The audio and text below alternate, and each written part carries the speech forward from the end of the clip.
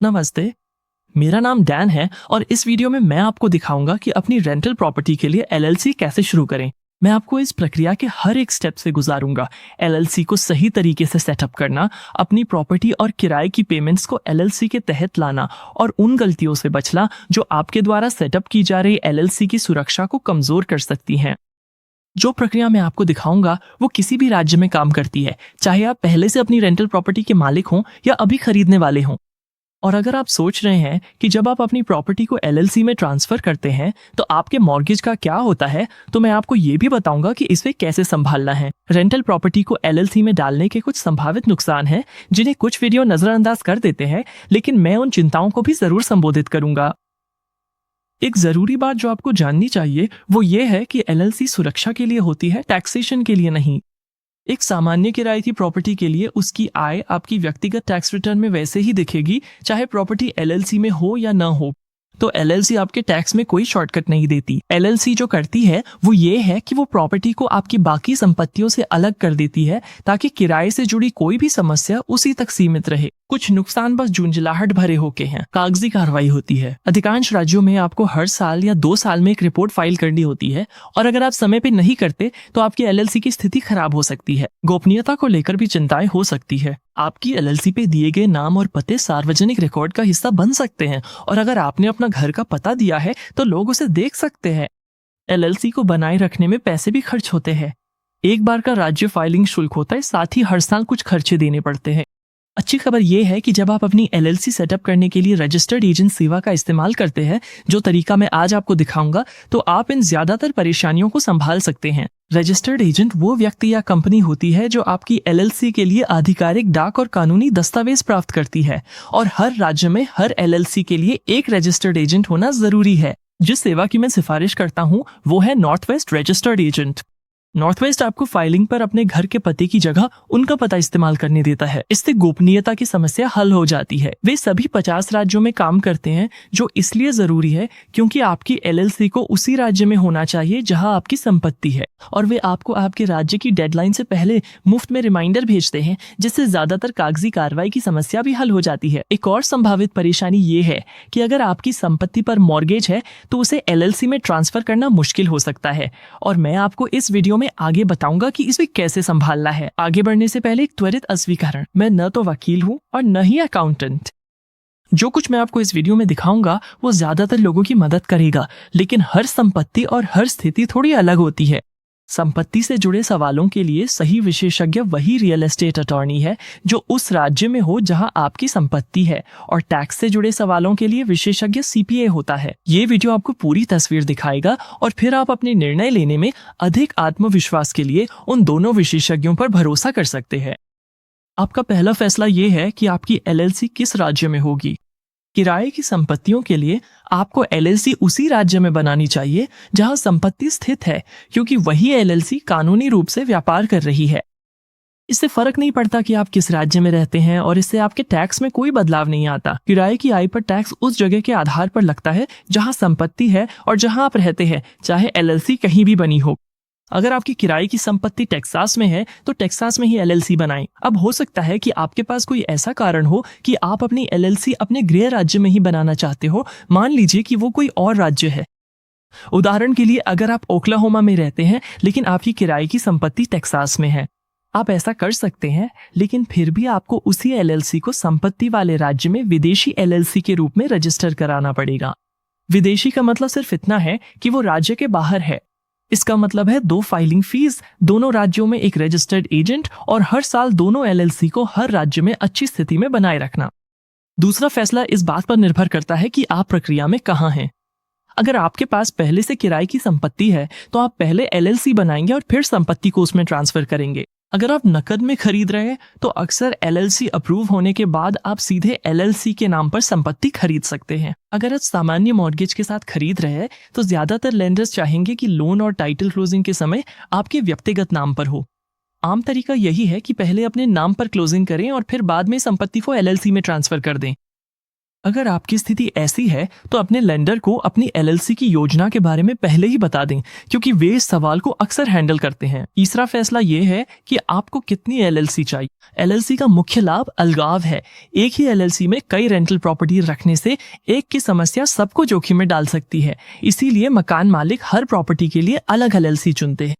तो अगर आप एक ही संपत्ति से शुरू कर रहे हैं तो आज के लिए एक एलएलसी ही काफी है। आपका आखिरी फैसला आपकी एलएलसी के नाम को लेकर है। यह आपके राज्य में यूनिक होना चाहिए और इसके अंत में एलएलसी जैसा कोई डेजिग्नेटर होना जरूरी है। कुछ मकान मालिक एलएलसी का नाम प्रॉपर्टी के पते पर रखते हैं, जबकि कुछ लोग ऐसा सामान्य नाम चुनते हैं जिसे वे बार बार इस्तेमाल कर सकें।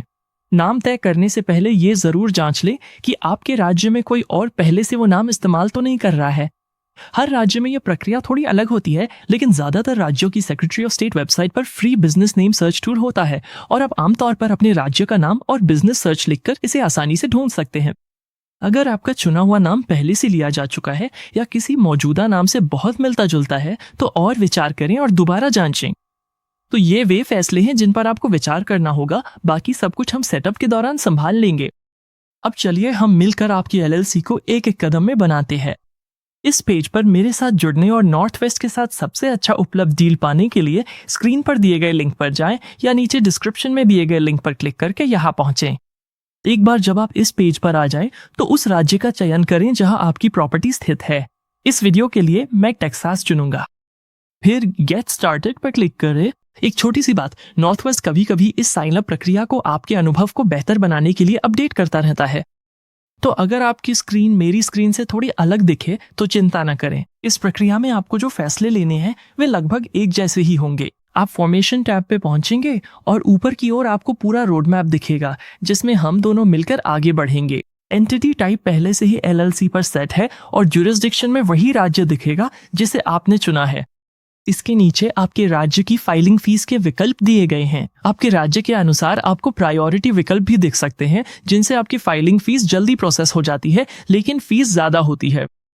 टेक्सास के लिए स्टैंडर्ड प्रोसेसिंग पहले से ही काफी तेज है, लगभग 2 दिन में पूरी हो जाती है और इसकी फीस $310 है। ये फीस राज्य को जाती है, नॉर्थ वेस्ट को नहीं, और आप चाहे जैसे भी फाइल करें ये फीस आपको देनी ही होगी।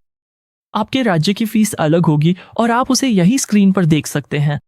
आप ये भी देखेंगे कि बिना किसी अतिरिक्त शुल्क के क्या क्या शामिल है, जैसे डोमेन नाम, business email, business address, open source website, phone line और कुछ ब्रांड प्रोटेक्शन। सबसे नीचे आपको एक वार्षिक अनुपालन नोट दिखाई देगा। नॉर्थ वेस्ट आपको आपकी राज्य की आवश्यक रिपोर्ट्स की मुफ्त में याद दिलाता है और अगर आप चाहते हैं कि वे आपके लिए वास्तव में फाइल करें तो ये सेवा $100 प्लस राज्य की फीस में उपलब्ध है और आप कभी भी रिन्यूअल सेवा को रद्द कर सकते हैं। दाईं ओर ऑर्डर सारांश में $29 का बेसिक पैकेज, आपके पहले साल की रजिस्टर्ड एजेंट सेवा शामिल है और आपके राज्य की फीस भी दिखाई देती है। जब आप तैयार हों तो कंटिन्यू पर क्लिक करें। अगला टैब है कंपनी वाम। वो नाम दर्ज करें जिस पर आपने फैसला किया है और अगर आप एलएलसी नहीं चाहते तो कोई दूसरा डेजिग्नेटर चुनें। नीचे दिया गया प्रीव्यू आपको बिल्कुल दिखाएगा कि आपका नाम राज्य के रिकॉर्ड्स में कैसे दिखाई देगा। उसके नीचे आपको EIN फाइलिंग सेवा दिखाई देगी। EIN आपके व्यवसाय का फेडरल टैक्स ID नंबर। ये आपकी LLC के लिए सोशल सिक्योरिटी नंबर जैसा है। आपको व्यावसायिक बैंक खाता खोलने के लिए EIN की जरूरत होगी और वही अलग बैंक खाता आपकी जिम्मेदारी सुरक्षा को असली बनाता है। अगर आपके पास सोशल सिक्योरिटी नंबर है तो नॉर्थ वेस्ट इसे $50 में संभाल लेगा, या फिर आप अपनी LLC अप्रूव होने के बाद IRS वेबसाइट पर खुद इसे मुफ्त में प्राप्त कर सकते हैं। अगर आप जल्दी करना चाहते हैं और सुनिश्चित करना चाहते हैं कि सब कुछ सही तरीके से हो तो $50 खर्च करना झंझट से बचने के लिए सही है। लेकिन अगर आपके पास समय है और आप शुरुआती खर्च बचाना चाहते हैं तो परेशान न हो कि इसे खुद करना बहुत मुश्किल है और मैं नीचे डिस्क्रिप्शन में IRS वेबसाइट का लिंक दूंगा। जब आप तैयार हों तो कंटिन्यू पर क्लिक करें। अकाउंट टैब पर अपना नाम, 2 फैक्टर ऑथेंटिकेशन के लिए एक फोन नंबर, अपना ईमेल पता डालें और एक मजबूत पासवर्ड बनाएं। एक बार जब आपने अपनी जानकारी भर दी तो कंटिन्यू पे क्लिक करें। आखिरी है पेमेंट टैब। दाईं ओर ऑर्डर समरी को एक बार फिर से देखें। बेसिक पैकेज, आपके राज्य की फाइलिंग फीस और जो भी अतिरिक्त चीजें आपने चुनी है। फिर अपनी पेमेंट जानकारी और बिलिंग एड्रेस डालें और जब आप तैयार हों तो सबमिट ऑर्डर पर क्लिक करें। भुगतान करने के बाद आपको आपके नॉर्थ वेस्ट अकाउंट में ले जाया जाएगा। यहीं पर आप अपनी फाइलिंग की स्थिति ट्रैक कर सकते हैं और अनुमानित पूर्णता तिथि देख सकते हैं। टैक्सेस के लिए सामान्य प्रोसेसिंग में लगभग 2 दिन लगते हैं और आपके राज्य का समय चेकआउट के दौरान रिमाइंडर के रूप में दिखाया जाएगा। साइन अप पूरा करने के बाद नॉर्थ वेस्ट आपके अकाउंट के अंदर आपकी कंपनी की बाकी जानकारी इकट्ठा करेगा। वहाँ कुछ महत्वपूर्ण चीजें हैं जिन्हें आपको पूरा करना होगा, क्योंकि ये तय करती हैं कि आपकी एलएलसी कैसे सेटअप होगी और कितनी प्राइवेट रहेगी, जैसे आपके बिजनेस का उद्देश्य, आपकी एलएलसी के पते और आपकी एलएलसी का प्रबंधन कैसे होगा। आइए बिजनेस उद्देश्य से शुरू करते हैं। ये सिर्फ एक छोटा सा विवरण है कि आपकी एलएलसी क्या करती है और 1 या 2 आसान वाक्य ही काफी है, जैसे इस व्यवसाय का उद्देश्य आवासीय किराए की संपत्ति का स्वामित्व और प्रबंधन करना है। अब बारी है एलएलसी के पतों की। आपको एक सेक्शन दिखेगा जहां आपको अपने राज्य के रिकॉर्ड के लिए पते दर्ज करने होंगे और आपको 2 पते सेट करने होंगे, एक फिजिकल एड्रेस और एक मेलिंग एड्रेस। सबसे जरूरी बात यह है कि यहाँ आपकी एलएलसी का पता पूछा जा रहा है, न कि आपकी प्रॉपर्टी का पता। आपकी किराए की प्रॉपर्टी का पता फॉर्मेशन पेपरवर्क में बिल्कुल नहीं जाता, वो डेट पर रहता है, जिसे हम इस वीडियो में आगे संभालेंगे। जो भी पता फाइलिंग में डालते हैं वो सार्वजनिक रिकॉर्ड का हिस्सा बन सकता है। ज्यादातर लोगों के लिए मैं फिजिकल और मेलिंग दोनों एड्रेस के लिए नॉर्थ वेस्ट के रजिस्टर्ड एजेंट का पता इस्तेमाल करने की सलाह दूंगा। इस तरह आपका घर का पता सार्वजनिक रिकॉर्ड में नहीं आएगा। आपके ये विकल्प भी दिख सकता है कि कानूनी नोटिस की कॉपी किसी वकील को भेजी जाए। अगर आपके पास बिजनेस वकील है तो मैं इसे ऑन करने की सलाह दूंगा, लेकिन अगर नहीं है तो आप इसे छोड़ सकते हैं। अब अगला कदम है कि आप अपनी एलएलसी का प्रबंधन कैसे करना चाहते हैं ये सेट करें। मेंबर मैनेज्ड का मतलब है कि मालिक खुद ही एलएलसी चलाते हैं और एक मालिक मकान मालिक के लिए ये ज्यादातर लोगों के लिए सही विकल्प है। मैनेज्ड उन परिस्थितियों के लिए है जहाँ मालिक खुद व्यापारिक फैसले नहीं लेते। और स्पष्ट कर दूं, किराया वसूलने के लिए प्रॉपर्टी मैनेजर को हायर करना इसका मतलब नहीं है कि आपको मैनेजर मैनेज्ड की जरूरत है। वो तो बस एक कंपनी है जिसे आप हायर करते हैं, मालिक नहीं। अगर आप किसी और के साथ रेंटल के मालिक हैं तो यहीं पर आप एलएलसी के अन्य मालिकों को भी जोड़ेंगे। और अंत में नॉर्थ वेस्ट कुछ अतिरिक्त सेवाएं सुझा सकता है, जैसे एस कॉर्प चुनाव, प्रीमियम मेल, ट्रेडमार्क फाइलिंग या डीबीए। किराए की प्रॉपर्टी के लिए ज्यादातर लोगों को ये अतिरिक्त सेवाएं शायद जरूरत नहीं होती। जिसके बारे में लोग सबसे ज्यादा पूछते हैं वो है एस कॉर्प चुनाव, और किराए की प्रॉपर्टी के लिए मैं फिलहाल इसे छोड़ने की सलाह दूंगा। टैक्स लाभ जो एस कॉर्प्स को सक्रिय व्यवसायों के लिए आकर्षक बनाते हैं वे यह आमतौर पर लागू नहीं होते, और आप अपने सीपीए के साथ बाद में भी ये चुनाव कर सकते हैं। एक बार ये विवरण पूरे हो जाए तो आपका काम पूरा हो जाता है और नॉर्थ वेस्ट राज्य के साथ फाइलिंग संभाल लेता है। जब तक आप इंतजार कर रहे हैं, आप अगला कदम यानी अपना ऑपरेटिंग एग्रीमेंट बनाना शुरू कर सकते हैं। ऑपरेटिंग एग्रीमेंट आपके एलएलसी के लिए नियमों की किताब जैसा होता है। इसमें लिखा होता है कि एलएलसी का मालिक कौन है, फैसले कौन लेता है और पैसे का लेन देन कैसे होता है। अगर आप अकेले मालिक हैं तब भी आपको एक ऑपरेटिंग एग्रीमेंट बनाना चाहिए, क्योंकि जब आप बिजनेस अकाउंट खोलेंगे तो बैंक अक्सर इसकी मांग करते हैं, और अगर आपके पास ये नहीं है तो आपके राज्य के डिफॉल्ट नियम तय करेंगे कि आपका एलएलसी कैसे चलेगा। अगर आप किसी और के साथ रेंटल के मालिक हैं तो ये दस्तावेज और भी ज्यादा महत्वपूर्ण हो जाता है। लिखित रूप में तय करें कि डाउन पेमेंट किसने दिया, किराया और खर्चे कैसे बांटे जाएंगे, किराएदारों को कौन संभालेगा, और अगर कोई बाहर निकलना चाहे तो क्या होगा। नॉर्थ वेस्ट आपके अकाउंट में फ्री ऑपरेटिंग एग्रीमेंट टेम्पलेट शामिल करता है और मैं एक लिंक डिस्क्रिप्शन में भी दूंगा। अगर आप अकेले मालिक हैं तो टेम्पलेट एक अच्छा शुरुआती बिंदु है, और अगर आपकी पार्टनर है तो साइन करने से पहले किसी वकील से इसकी समीक्षा करवाना सबसे अच्छा रहेगा। इस दस्तावेज को आपको राज्य के साथ फाइल नहीं करना होता, आप बस इसे साइन करें और अपने बिजनेस रिकॉर्ड्स के साथ रखें। एक बार आपका एलएलसी अप्रूव हो जाए और आपके पास EIN आ जाए तो आप एलएलसी के लिए बिजनेस बैंक अकाउंट खोल सकते हैं। अधिकांश बैंक आपसे आपका EIN और ऑपरेटिंग एग्रीमेंट मांगेंगे, इसलिए दोनों तैयार रखें। याद रखें, अगर आपने अपना EIN नॉर्थ वेस्ट से नहीं बनवाया है तो आपको खुद ही IRS वेबसाइट पर जाकर बनाना होगा। मैं उस साइट का लिंक नीचे डिस्क्रिप्शन में दूंगा। यही अकाउंट LLC की सुरक्षा को असली बनाता है। अगर आप LLC के पैसे को अपने निजी पैसों के साथ मिला देंगे तो कोर्ट ये तय कर सकता है कि LLC असल में अलग बिजनेस नहीं है और आप वो सुरक्षा खो सकते हैं जिसके लिए आपने इसे बनाया था। तो अब से किराया इसी अकाउंट में जाएगा और प्रॉपर्टी के खर्चे भी इसी से निकलेंगे। सिक्योरिटी डिपॉजिट भी यही होना चाहिए, आपके पर्सनल अकाउंट में नहीं। पहले दिन से ही पैसे अलग रखें तो आपको कभी इसकी चिंता नहीं करनी पड़ेगी। मैं नीचे डिस्क्रिप्शन में उस बिजनेस बैंक अकाउंट का लिंक दूंगा जिसे मैं रेकमेंड करता हूं। अब चलिए प्रॉपर्टी को खुद LLC में ट्रांसफर करते हैं। अगर आप एलएलसी के नाम पर नई प्रॉपर्टी खरीद रहे हैं तो आप ये स्टेप छोड़ सकते हैं, क्योंकि टाइटल का काम आपके क्लोजिंग पर ही हो जाता है। अगर आपके पास पहले से रेंटल प्रॉपर्टी है तो ट्रांसफर एक नई डीड के जरिए होता है। डीड वो दस्तावेज है जो बताता है कि प्रॉपर्टी का मालिक कौन है। अब एक नया डीड साइन करेंगे जिससे प्रॉपर्टी आपके नाम से आपके एलएलसी के नाम पर ट्रांसफर हो जाएगी और इसे आपके काउंटी में रिकॉर्ड किया जाएगा। ये एक ऐसा स्टेप है जो शायद मैं अकेले नहीं करूंगा। प्रॉपर्टी वकील या टाइटल कंपनी कम फीस में डीड तैयार और रिकॉर्ड कर सकती है और वे आपकी स्थिति के लिए सही डीड जानते हैं। ये हिस्सा इसलिए महत्वपूर्ण है क्योंकि गलत डीड टाइप आपकी टाइटल इंश्योरेंस को प्रभावित कर सकता है और कुछ राज्यों में जब मालिकाना हक बदलता है तो ट्रांसफर टैक्स भी लगता है। कोई स्थानीय प्रोफेशनल ठीक जानता होगा कि आपके लिए क्या लागू होता है। सबसे बड़ा सवाल है आपके मॉर्गेज का क्या होगा। कई मॉर्गेज में ड्यू ऑन सेल क्लॉज शामिल होता है। इस क्लॉज का मतलब है कि अगर आप प्रॉपर्टी ट्रांसफर करते हैं तो लेंडर को पूरा लोन बैलेंस मांगने का अधिकार होता है। आमतौर पर सामान्य लोन के लिए जो गाइडलाइंस होती हैं वे आपको अपनी खुद की और आपके नियंत्रण वाली एलएलसी में प्रॉपर्टी ट्रांसफर करने की अनुमति देती हैं और आपकी पेमेंट्स में कुछ भी नहीं बदलता। आपका वही लोन रहेगा, वही ब्याज दर रहेगी और आप पहले की तरह ही पेमेंट करते रहेंगे। लेकिन ये कोई ऐसी चीज नहीं है जिसके बारे में आपको अंदाजा लगाना चाहिए। कुछ भी ट्रांसफर करने से पहले अपने लेंडर को कॉल करें, उन्हें अपनी योजना के बारे में बताएं और अगर संभव हो तो उनकी सहमति लिखित में लें। एक और महत्वपूर्ण बात यह है कि अगर आप अगले 6 से 12 महीनों में इस प्रॉपर्टी पर कैश आउट रीफाइनेंस करने की योजना बना रहे हैं तो पहले रीफाइनेंस करें और फिर प्रॉपर्टी को एलएलसी में ट्रांसफर करें।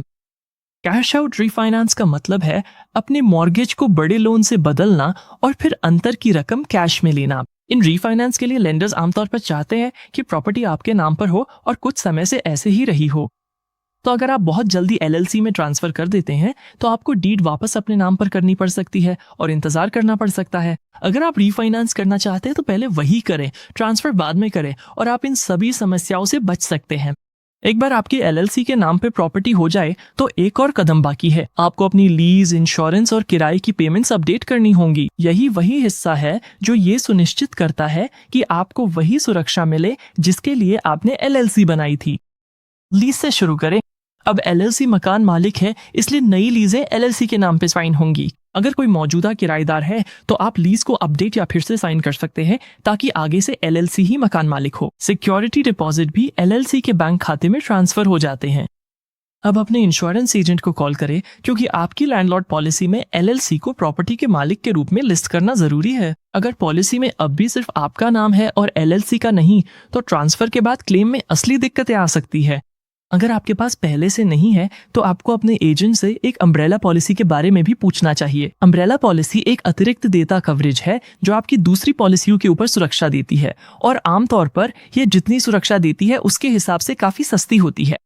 इसे इस तरह से सोचें, इंश्योरेंस आपकी पहली सुरक्षा है, एलएलसी दूसरी और आदर्श रूप से आपको दोनों चाहिए। और अंत में किराया एलएलसी को दिया जाता है और एलएलसी के बैंक खातों में जमा होता है। इन तीनों चीजों को अपडेट करने के बाद आपकी रेंटल पूरी तरह से एलएलसी के अंतर्गत आ जाती है। आखिरी कदम है अपनी एलएलसी को अच्छी स्थिति में बनाए रखना। अगर आप ऐसा नहीं करते हैं तो आपको लेट फीस देनी पड़ सकती है और राज्य आपकी एलएलसी को बंद भी कर सकता है, जिससे आप वो सुरक्षा खो देंगे जिसे आपने मेहनत से स्थापित किया है। अच्छी स्थिति में बने रहने के आमतौर पर 2 हिस्से होते हैं। पहला है रजिस्टर्ड एजेंट सेवा। नॉर्थ वेस्ट के साथ आपका पहला साल मुफ्त है और उसके बाद ये हर साल $125 में रिन्यू होता है। दूसरा है आपके राज्य की आवश्यक रिपोर्टल। अधिकांश राज्यों में एलएलसीएस को हर 1 या 2 साल में एक रिपोर्ट फाइल करनी होती है और फीस राज्य के हिसाब से अलग अलग होती है। मॉडर्न स्टैंडर्ड आपको इन डेडलाइनों की मुफ्त में याद दिलाता है और अगर आप खुद फाइलिंग से निपटना नहीं चाहते तो उनकी सेवा आपके लिए फाइल कर सकती है। ये $100 है, साथ में आपके राज्य की फीस और आप अपने अकाउंट में कभी भी इसे रद्द कर सकते हैं। यहाँ एक त्वरित उदाहरण है कि अपने राज्य के नियम जानना क्यों फायदेमंद है। टेक्सास में सेक्रेटरी ऑफ स्टेट के साथ वार्षिक रिपोर्ट नहीं होती है। इसके बजाय टेक्सास की एलएलसीएस हर साल राज्यों के कंट्रोलर के साथ 2 रिपोर्ट फाइल करती हैं, एक फ्रेंचाइज टैक्स रिपोर्ट और एक पब्लिक इंफॉर्मेशन रिपोर्ट। इन रिपोर्ट्स के साथ अधिकांश छोटे मकान मालिकों को कोई टैक्स नहीं देना पड़ता, लेकिन फिर भी आपको इन्हें फाइल करना जरूरी है और इन्हें छोड़ने से आपकी एलएलसी अच्छी स्थिति से बाहर हो सकती है। आपके राज्य का इसका अपना संस्करण होगा, इसलिए कुछ समय निकालकर डेडलाइंस जान ले या फिर नॉर्थ वेस्ट से इसमें मदद ले। अगर आप अपने राज्य के लिए पूरी प्रक्रिया देखना चाहते हैं तो मैंने कई राज्यों के लिए step by step LLC video बनाए हैं, जिनके लिंक नीचे डिस्क्रिप्शन में दिए गए हैं। और जाने से पहले मैं आपको 2 महत्वपूर्ण कॉल करने की सलाह देता हूँ। अपने प्रॉपर्टी वाले राज्य में किसी रियल एस्टेट वकील को कॉल करें डीड ट्रांसफर, लीज अपडेट और ऑपरेटिंग अग्रीमेंट के लिए, खासकर अगर आपके पार्टनर है। और एक सीपीए को कॉल करें ताकि ये सुनिश्चित हो सके कि टैक्स से जुड़ी सारी बातें आपकी स्थिति के अनुसार सही बैठती हैं। ये दोनों बातचीत करना जरूरी है ताकि आप और आपकी प्रॉपर्टी को पूरी सुरक्षा मिल सके जैसी आप चाहते हैं। अगर आप अब तक सिर्फ देख रहे थे और अब अपनी एलएलसी शुरू करने के लिए तैयार हैं, तो डिस्क्रिप्शन में दिए गए लिंक का इस्तेमाल करना न भूलें ताकि नॉर्थ वेस्ट रजिस्टर्ड एजेंट के साथ आपको सबसे अच्छा उपलब्ध दाम मिल सके। अपने निवेश की सुरक्षा के लिए बधाई, और मैं आपको अगले वीडियो में मिलूंगा।